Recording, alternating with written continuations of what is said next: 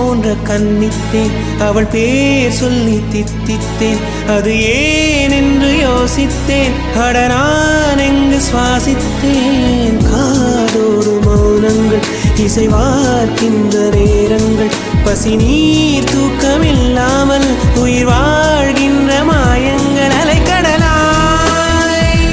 இருந்த மனம் துளி துளியாய் சிதறியதே ஐம்புலனும் என் மனமும் எனக்கெதிராய் செயல்படுதே விழி காண முடியாத மாற்றம் அதை மூடி மறைக்கின்ற தோற்றம் ஒரு மௌன புயல் வீசுதே